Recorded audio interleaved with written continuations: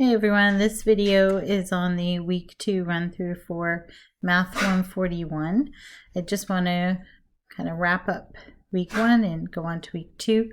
So if you check back to your announcements, just make sure if you had any common questions, I'm putting those things here and just posting them. Once you do that, you can just go to modules view. And you can see that where all the items are completed. So just close that up. If you missed something, you might get blocked up. So go back and do it in sequence just for that first module. And then on week 1A, you'll see this one isn't checked off because I didn't view it yet in student mode. So I'm going to just view that one thing and then go back to modules view outline. So can see it, and then where we have our lessons, I can say, well, I better go back and check that, make sure I actually submitted to get my check mark. I'll just put in any PDF file. I think most of you are really doing great at giving me one file for your PDF docs, so that's looking good. And now if I go to the modules view again, I'll have that one checked off there. So just wrapping up week 1A. If this material is moving really fast for you this first week, that could be because you've been out of math for a while. Maybe you struggled with intermediate algebra all along. So just hang in there. Hopefully, if you send me an email, we can do a Zoom session, we can do some tutoring. But depending on the amount of review versus new it is for you, depending where you took your math, when you took your math, how well it went, then you may need more assistance. So just make me aware, please. So I think most of you have the gist. So coming up, 1.3 and 1.4 is for week 2. I don't have all the week 2B posted yet. But I have start of new module and then your library of functions. If you are not familiar with these, you want to get real familiar with these. I feel like most people are actually familiar, but maybe don't have these memorized and the domains memorized. That'll be really helpful. This is also in your book and they have a really nice layout. So when you do your reading, you can check that. Here's our week 2 tips. So the graphing in the MyOpenMath can be a little fussy. If they really want 2 dots, they just mean only 2. When you're intersecting lines, they just want the dot where they intersect. Let me know if that gets frustrating at all, if you need clarity on the directions. If you've done a big problem and it marked you wrong because your line was a little off the grid or your dot was the wrong kind of dot, just send me a message through the system, or if it's a quiz or test, make sure you write in the comments of your written work submissions and I can take care of that for you. I just will override the points due to syntax error if that's all it is.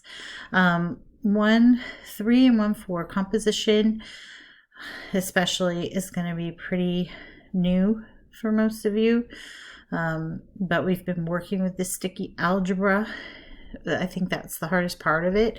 The concept usually goes okay.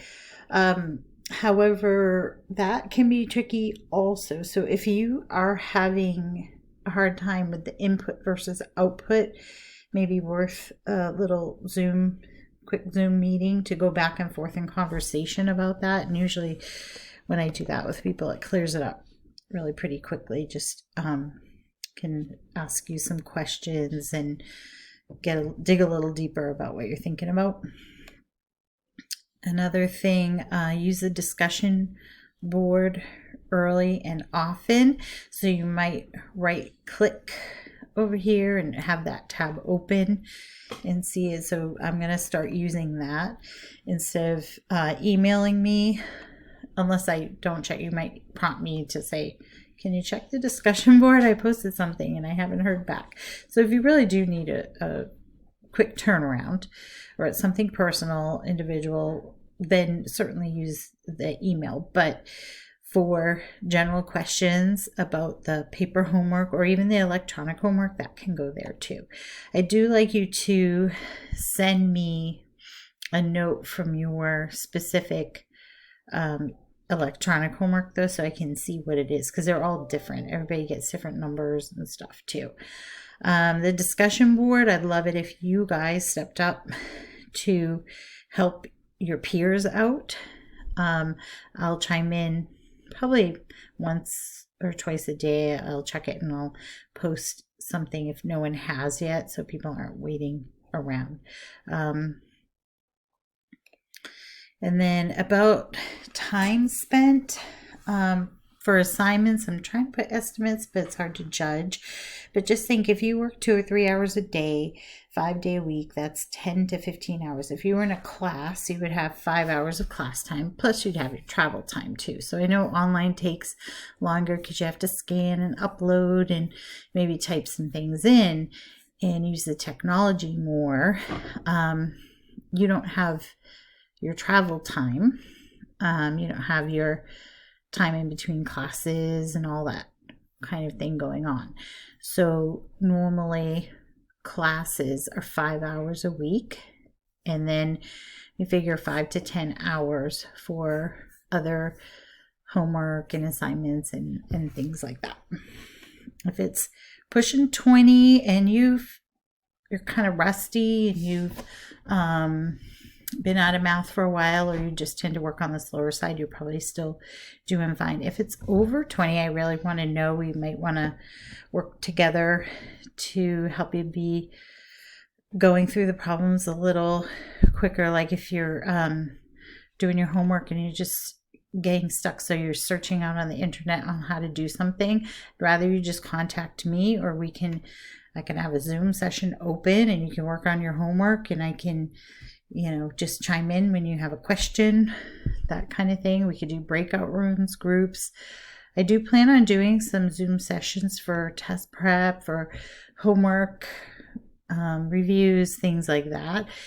And I'll also make videos on that kind of stuff too upon request. But the Zoom sessions, I want to know what works for you guys. I can't do nights here, but I can throughout the day probably do like a morning and an afternoon once or twice a week. So I'll put out a survey to kind of get a gist of the most popular times, and then you can always email for an appointment, individual. And there's tutoring as well at the Math Center, so it's virtual, but you set up an appointment and you meet with someone, and you can have all your questions ready is the best idea. Some of you may have used it before in the past, like where you go there and you just kind of do your work and ask when you need help. It doesn't really work that well doing that online, so you'll need to make an appointment. But I think it's working out really good for students. But I think it's like 10 to 3. You can check the website, but 10 to 3 Monday through Saturday, although they may need to vary that occasionally. Right. And if there's anything else you need, let me know. Here's a paper quiz that will be opened up soon. And you have a grace period to do that. So just make sure you write everything out. If you're using plain paper instead of printing it, please keep the same spacing. Okay, a lot of videos on 1.3. I feel like the book didn't really go into much details, so I put some extra things in there for you. And here's the discussion board that goes along with it. I did make the due date earlier this time, but I'll give a lot of flexibility with your second post. So try to at least get one post in there for 1.3, and then you can do one later for 1.4. what you saw before there was just some extra videos for extra help. Not required. Electronic homework. Again, you mark as done to get it moving along. Get your check mark. And we'll just take a quick look at this. So rates of change, behavior of graphs. Average rate of change is basically the slope. If it's linear, it's just straightforward, same as slope. But when it is on a curve, we're looking at the secant line. Okay. So we'll go through that. Here's some solutions for problems that are pretty sticky. So if you're having a hard time with those two, number 4 and number 6, keep them out, try it on your own, and then you can check there. End of current module, and then go back to modules view. And I'll get 1.4 posts up. Everybody works at a different pace, so I do like to try to post about a week or so ahead. Quizzes and tests won't be open until like a day before.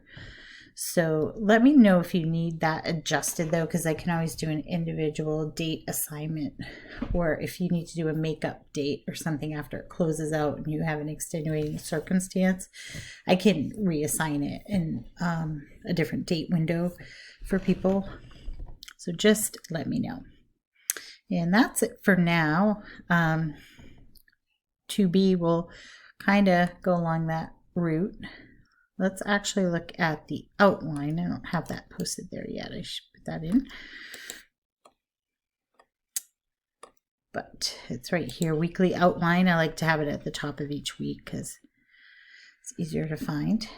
So week 2, you have the quiz that you're wrapping up from week 1, rates of change, behavior of graphs, composition. Then you'll have a quiz on those. Not sure if that'll be paper or electronic yet. Maybe electronic because you just had a paper one.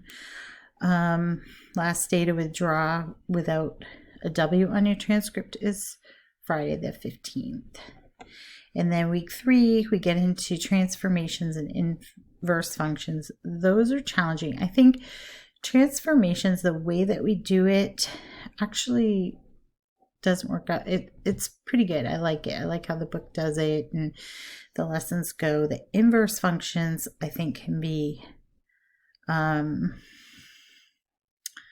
only just maybe a little conceptually challenging, but the math on them, all that skill work that we did at the beginning, that's going to come into play because they're going to be a little bit messy if you have rationals. So I'm going to start it here with 1.7, and then later in the course you'll see where we go back and we do an inverse review with other types of problems that are, you know, different, so that you're not so overwhelmed in 1.7. So I'm trying to spread that out a little bit. So usually you have about a section every half a week. And then the paper homeworks and quizzes have this overlap. All right, thank you for watching. Have a great day.